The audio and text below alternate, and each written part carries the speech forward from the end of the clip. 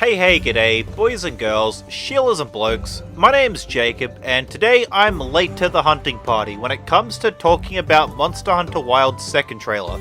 Technically it's the third one, but you know how it is.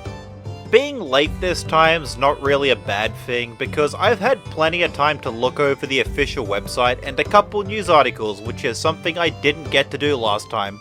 This'll mean I shouldn't be spending 3 minutes speculating on any features we already know how it works if I had bothered to look. Let's just forget what happened last time. I'm going to start with the new trailer first because that's what had kicked off the current wave of Wilds news, so it's only fitting. And so I found that second trailer kind of underwhelming, to be honest. I had foolishly overhyped myself on what would have been shown here compared to what we actually got. I wasn't expecting anything crazy big and wild like underwater combat, for instance, but I was expecting at the bare minimum a new map because at this point we've had 2 trailers already showing off the desert map and now we're at a third one. As disappointing as it is for me to see the same locale again, we did get 2 really interesting new monsters, which were the Leviathan thing called, and I'm going to butcher these names, Balahara? It's grotesque and ugly and I just love it. The Balahara reminds me of the Mongolian deathworm, and I'm hoping this will be the first of several grotesque monsters that'll be in Wilds. I still want to see the Balahagol, which, again, I may be pronouncing wrong. It is a blood-sucking leech from Frontier, and if I'm really lucky, then the long-awaited union of Kezu and the Giganox in one game. Imagine their turf war! No, actually, on second thoughts, don't imagine that, okay? I'm sorry if you already have. Back to the deathworm Balahara, when it was shown in the trailer, it appeared to dig a tunnel the hunter fell through, although it did look easy enough to avoid with a quick turn to jump around the edges if the chocobo can jump, but regardless, they fell into it probably just to show the feature for the trailer. And it appears that this desert map's going to have a large underground section to it, or at least several zones, presumably bigger than that we had with the Wilds Spire Waste and Rise's Sandy Plains remake. I'm still hoping that there's going to be a proper Underdark style cave map with dynamic lighting throughout it and filled with all kinds of horrors. That'll be really fun. And if there is indeed a map like this, and it could be where a subspecies of the Balahara lives, like perhaps with aspects of a glowworm, I should probably stop speculating here about subspecies. I mean, we still have about 2 to 3 years before Wilds gets an expansion that'll be bringing any subspecies into the game. So, taking a step back here, I liked the look of the chase scene in the trailer. I'm hoping that it isn't just a scripted event for the story, but rather something that happens naturally in gameplay. In the IGN article, Fujioka, the game's art director, mentions the team was trying to make hunts feel more cinematic, and not just for the story stuff, so we'll have to wait and see how this pans out. I love how the Balahara interacted with the environment here by tearing apart the sand or slithering along the rock formations. I spoke a bit about this in a reply to my map remakes in Monster Hunter video that I disliked how Rise's monsters simply gave up when the hunter runs away over the terrain from the mid-battle. Most of these monsters were more than capable of chasing you, be it by flying up and shooting you with breath attacks or climbing up directly after you. So it's awesome to see the Balahara move around the map here the way it's shown. This gives me hope that monsters will interact with the environment in a more natural kind of real animal way rather than just like a video game character. Now, moving on over to the second monster, which I've seen Rurikan dub on a community post as For Magala. I'd like to make it clear I haven't actually watched his reaction or any videos from anyone in the Monster Hunter sphere. I've only seen just that community post from Rurikan. The way I like to do these videos is I try to remain as blind as possible to others' opinions so I can give my raw thoughts in the videos. But once I'm finished with this video, I'm looking forward to going back and watching both his and Gaijin Hunter's newer videos on Wilds. That'll be a whole afternoon after work that I'll thoroughly enjoy while I finish collecting footage for my Final Fantasy XIV video. Anyway, this For Magala monster, initially I thought it was Shigaru Magala, And I imagine many people did, or at least Rurikan had, given he's dubbed it as the former Gala.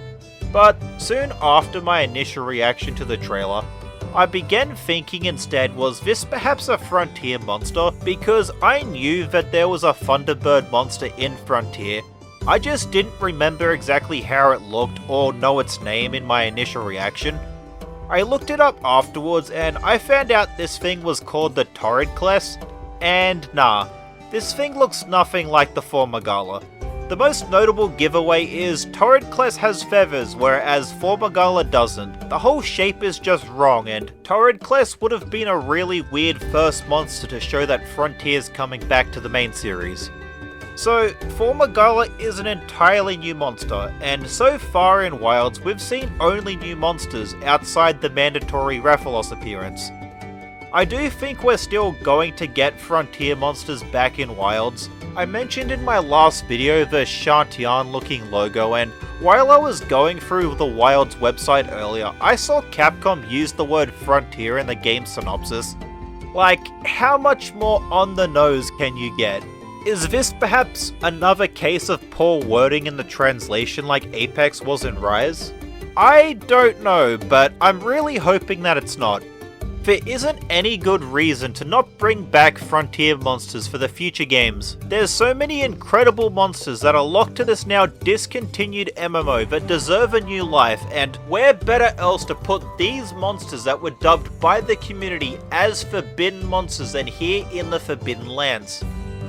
And again, I'm moving off topic, I'm sorry, so back to the former Gala.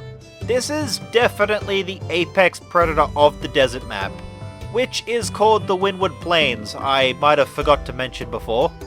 The PlayStation blog interview also refers to former Gala as the apex, so that may as well confirm the theory, although it was super easy to pick up on already from the trailers. Because of this, I imagine that whatever Thor's real name is going to be, it's going to be the monster that the Windward Plains battle theme is named after. Kind of similar to how the Forest and Hills is named after Rathalos, the Tundra after the Barioth, and the Ancient Forest after the Ageneth. It's very fitting that the weird electronic music we've been hearing in the trailer is likely the battle theme, and it's a perfect match for this new electric bird thing. To round out the trailer, I want to talk about the story bit, or the brief section we did see. So we got to see this new character, which is probably a follower and the bloke the party were looking for in the previous trailer. I did see a tweet saying followers are back, so I'll talk about that now. I bloody loved the follower system in Sunbreak. I just wished Capcom took it a few extra steps further and made it so you could bring followers with you on quests with other players. Going into the later half of Sunbreak's title updates, I only had one mate still playing, and we wished we were able to bring 2 followers along to fill our remaining slots. I don't understand why it was designed to be a solo-only feature here, despite letting you use one anyway in the multiplayer urgent quest, because if you didn't know this, the follower system was originally from Monster Hunter Frontier, and in that game you could bring them in multiplayer quests. Over there in Frontier, you had a bunch of different options you could select for your followers, from generic NPCs to legendary hunters that you could hire in the local tavern. You got a partner who was essentially just a second character that you could customize everything from the name, armor, and weapons like you would a Palico. Most interesting of all, you could use your mate's guild card to bring an NPC version of them along with you on the quest like you could in the God Eater games. And most importantly, of course, you still had your Palico, which had its own usefulness, not making you want to leave it behind over the other human NPC options. So there was a fair bit to consider.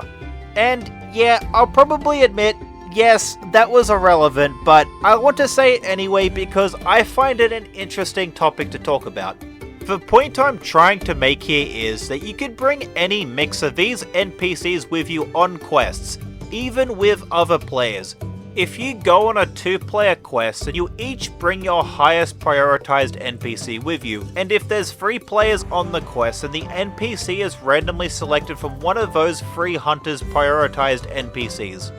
I just didn't see any reason for it not to be the same case in Sunbreak, and especially now going into Wilds, like, come on Capcom, just let us bring our waifus along with us on a hunt. There's no harm done in it. That's about all I have to say for the trailer, although I think I spent more time there talking about Monster Hunter Frontier than I did Wild's second trailer. Again, the trailer wasn't really what I expected, and there wasn't a whole lot to talk about. I'm going to move on to the article stuff I read now, and there was a lot of news articles that I saw, but I think the two biggest ones that I read were from IGN and the PlayStation blog, so I'll only be going through them. I want to start with the focus mode stuff first, since I got two contradictory responses here that kind of confused me. In the PlayStation blog article, Tokuda, who's the director for Wild, says, focus mode isn't how you create the wounds, but it does highlight them, making it easier to see, meaning you can still play Monster Hunter like normal and create the wounds. I'm beginning to understand this wounded mechanic is more like a part break thing, or rather causing just a bruise on the monster and not a gimmicky clutch claw attack thing.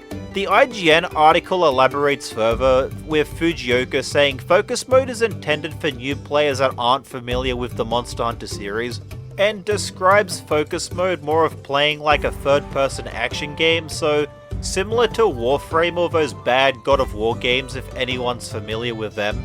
Those two examples were my words, by the way, not his. I think I should clarify that, as Fujioka only mentions the player attacking in the direction the cursor is facing on screen.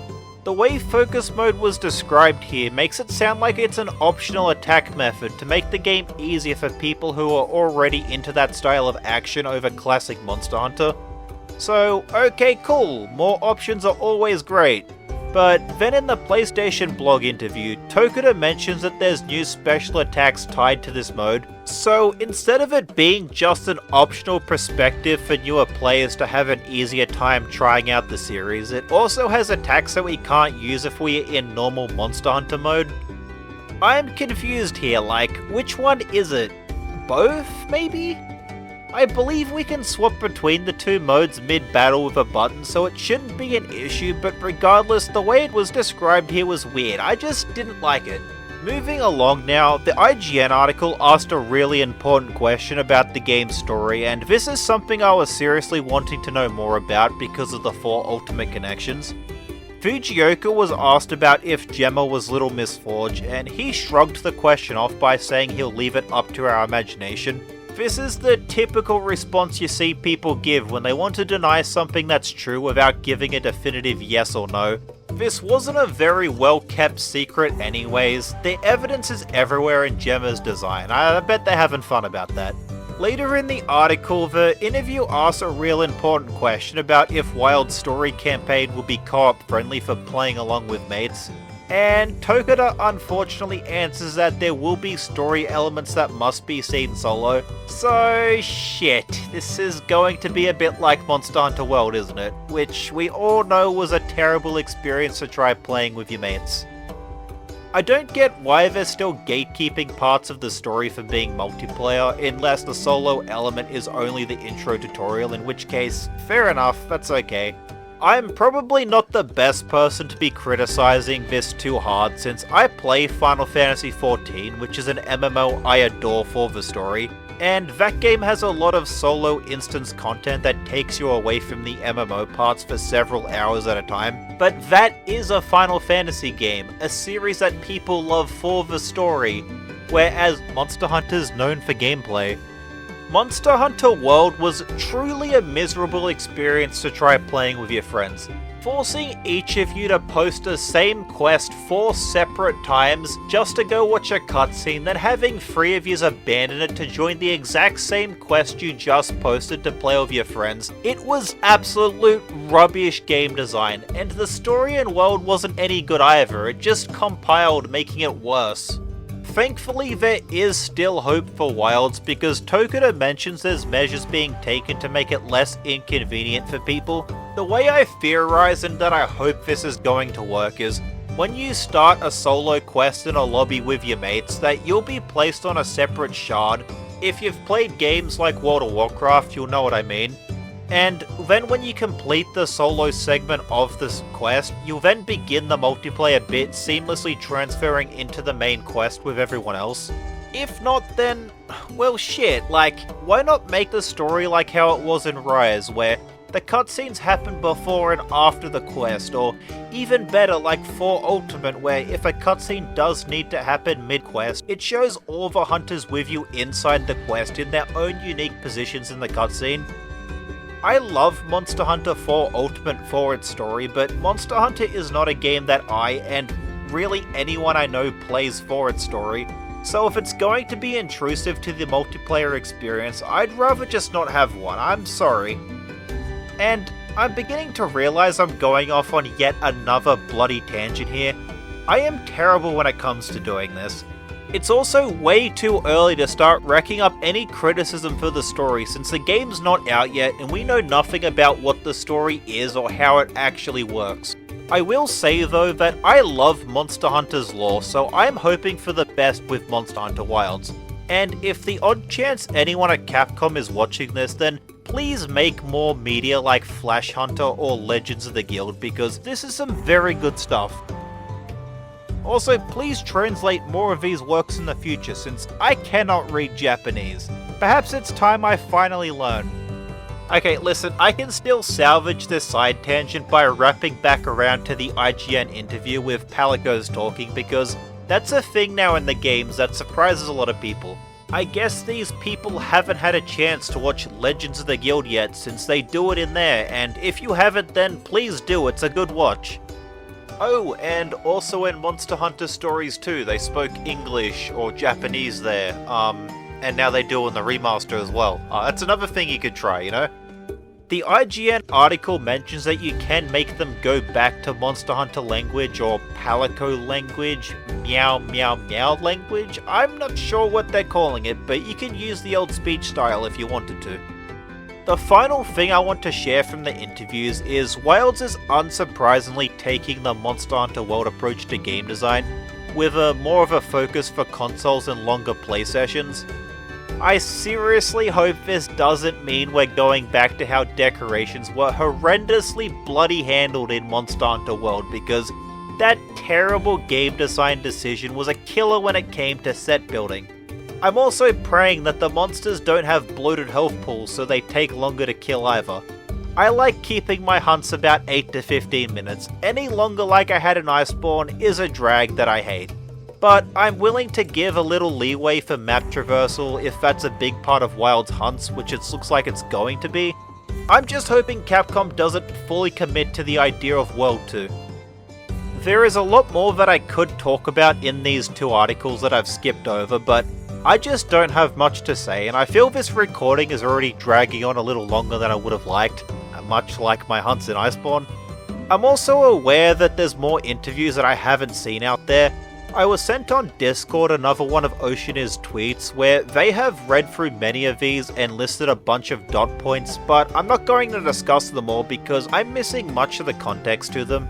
Like, I can already see here a mistake, or rather poor wording from what my understanding of it is, when Oceaneer says bowguns have been drastically changed, and people are taking that to mean that it's getting a rework in Wilds, but in the IGN interview, Tokita refers to how bowgun and hunting horn got reworks in Gen 5, and that hunting horn would be going back to how it used to be prior to Rise. So the way I'm reading this is they've already been reworked, not getting another one. But if I'm wrong and bowguns are getting another one, then please, for the love of all that is melee, bloody nerf the bastards this time. Anyway, this Oceaneer's tweet is pretty cool overall, and it's the tweet I mentioned earlier when I spoke about followers, so I'll link it below, and please give Oceaneer's a yeah and a follow. That's the interview stuff over now. I want to end this video with the best bloody news ever, straight from the official website. You likely already heard it, but we won, fellas! We fucking won! We are finally getting full fucking crossplay for the first time in the mainline games. Crossplay took far too long to come to the Monster Hunter games, honestly. After the series split the fanbase up again, this time coming off Nintendo for nearly a decade straight in favour of 3 separate platforms, my old hunting guild was torn apart between the PlayStation, the Xbox, and the PC hunters. Or, sad enough of all of them were the people who had none of those and couldn't play World period. Most of us Kelbies didn't last long after World's release. I'm hoping Wilds will pull most of us back together again like the old days. Speaking of the old days, Monster Hunter Frontier had crossplay between PC, PlayStation, Xbox, and the bloody Wii, so what was your excuse there, Rise, huh?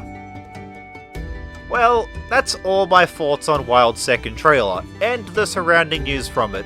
I hope you found that entertaining to watch or listen to despite my many side tangents. And now I seriously need to get cracking on my Final Fantasy XIV video.